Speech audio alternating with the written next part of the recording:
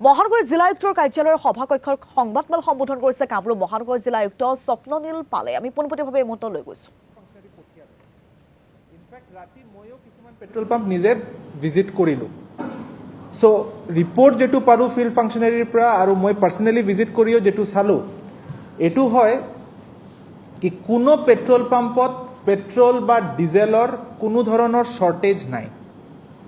Sufficient quantity of stock of both petrol and diesel are available in Kamrup Metro district. কিন্তু আমি যোৱাকালিও দেখিলোঁ, যোৱাকালি ৰাতি মই পাৰ্চনেলি দেখিলোঁ, আজিও গুৱাহাটীৰ বহুত পেট্ৰল পাম্পত আমি দেখি আছোঁ কি মানুহৰ লাইন হৈছে, গাড়ী বহুত বাঢ়ি আছে। তাৰ মানে এইটো এটা ইণ্ডিকেশ্যন এইটো কি মানুহৰ পেনিক বাইং হৈ আছে। চ' আপোনালোকৰ মাধ্যমত সবতকৈ প্ৰথমত মই এনচিয়ৰ কৰিছোঁ কি কোনো ধৰণৰ শ্বৰ্টেজ কামৰূপ মেট্ৰ' জিলাখনত বা গুৱাহাটী চিটিত এতিয়া নাই আৰু আমি আহিবলগীয়া নিয়াৰ ফিউচাৰত দেখাও নাই। চ' তাৰ কাৰণে কিছুমান তথ্য মই আপোনালোকৰ আগত দাঙি ধৰিব বিচাৰিছোঁ।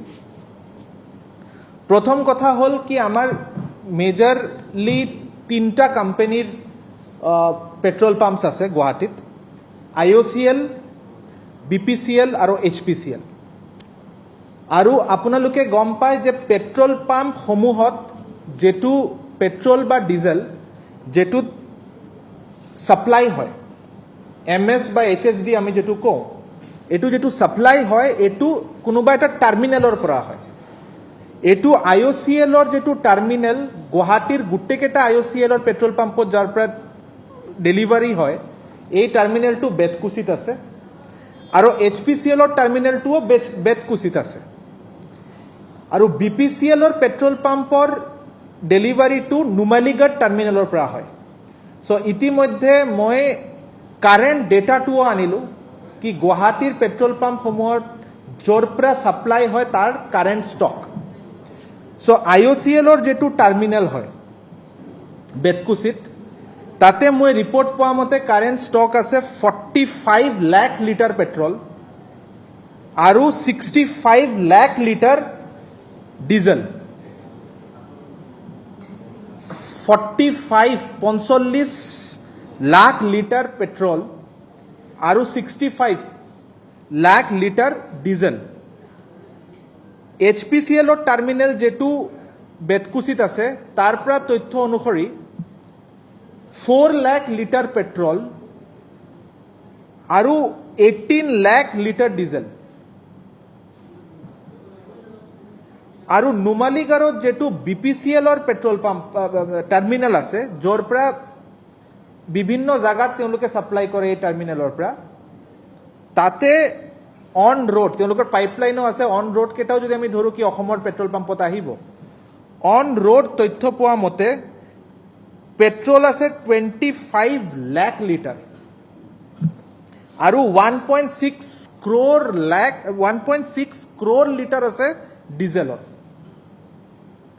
চ' য'ৰ পৰা পেট্ৰল পাম্পে পাব ডেলিভাৰী, তাতে আমাৰ বহুত ছাফিচিয়েণ্ট ষ্টক আছে। কোনো ধৰণৰ পেনিকৰ কোনো ৰিজনে নাই।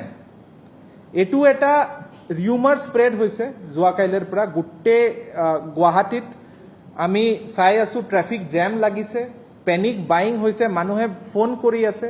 কিন্তু আপোনালোকৰ মাধ্যমক মই মানুহক গুৱাহাটী আৰু Kamrup metro' greater Kamrup metro' ডিষ্ট্ৰিক্টৰ গোটেইকেইজন ৰাইজক মই ৰিকুৱেষ্ট কৰিম কি পেনিক কৰাৰ কোনো কাৰণে নাই। Sufficient amount of petrol and diesel Kamrup metro' জিলাত আছে আৰু ফিউচাৰতো নিয়াৰ ফিউচাৰতো কোনো ধৰণৰ তেনেকুৱা আশংকা নাই কি কিবা নাটনি হ'ব। এইটো হৈ গ'ল ফাৰ্ষ্ট কথা। ছেকেণ্ডলি, বহুত চ'ৰ্চৰ পৰা আমি শুনি থাকোঁ কি পেট্ৰল পাম্প বন্ধ হৈছে, পেট্ৰল পাম্প বন্ধ হৈছে। তাৰপিছত যোৱা দুদিনৰ পৰা মই এটা তথ্য ল'লোঁ কি কোন কোন পেট্ৰল পাম্পত ৰিয়েলি বন্ধ হোৱাৰ ইছ্যু আছে। তাতে মই এতিয়াই আপোনালোকক ডাইৰেক্টলি ফেক্ট হিচাপে আমি কৈ দিম কি কোন কোন পেট্ৰল পাম্পৰ পৰা আমি ইছ্যু পাইছিলোঁ। প্ৰথমটো হৈ গ'ল জতিয়া BPCL, দ্বিতীয় হৈ গ'ল ৰাজগড় ৰোডৰ যিটো IOCLৰ পেট্ৰল পাম্প আছে, এণ্ড তৃতীয়তে জু ৰোডৰ BPCL। ৰাজগড় ৰোডৰ যিটো IOCLৰ পেট্ৰল পাম্প এইটো অলৰেডি ৰিফিল হৈ পেলাই এইটো ৰেগুলাৰ যদি নৰ্মেল টাইমছত এই ৰিউমাৰটো নাথাকিলে হয় তেনেকুৱা টাইপৰ হয়, কিন্তু আমি তেতিয়া গম নাপালো হয়। তো ৰাজগড় ৰোডৰ যিটো পেট্ৰল পাম্প আছে তাতে অলৰেডি ৰিফিলিং হৈ পেলাই যোৱাকাইলৈ ৰাতি অপাৰেশ্যন মানে তেওঁলোকে পেট্ৰল ডিজেল দিয়া আৰম্ভ কৰিছে। দ্বিতীয়তে জতিয়াৰ যিটো BPCLৰ পেট্ৰল পাম্প আছে তাত মই অলপ আগতে যিটো এই প্ৰেছ কনফাৰেন্স আৰম্ভ হোৱাৰ আগতে মই খবৰ লৈছিলোঁ, তাতে অলৰেডি যিটো টেংকাৰ দি পেলাই তেওঁলোকে ছাপ্লাই কৰে, ৰিফিলিং অলপ সময়ত ষ্টাৰ্ট হ'বই। আৰু জু ৰোডৰ যিটো BPCLৰ পেট্ৰল পাম্প আছে তাতে on the way already consignment আহি আছে। চ' এইটো একদম ৰেগুলাৰ, এইটো কোনো ধৰণৰ পেট্ৰল বা ডিজেল শ্বৰ্টেজৰ লগত কোনো ৰিলেশ্যন নাই। এইটো ৰেগুলাৰ মেইনটেনেন্স, অপাৰেশ্যন মেইনটেনেন্স আৰু ৰেগুলাৰ ষ্টক ফিলিঙৰ এক্টিভিটি। তাৰ কাৰণে কিছুমান পেট্ৰল পাম্প কিছু টাইমত অলপ দেৰিৰ কাৰণে নৰ্মেল টাইমছতো হ'ব পাৰে।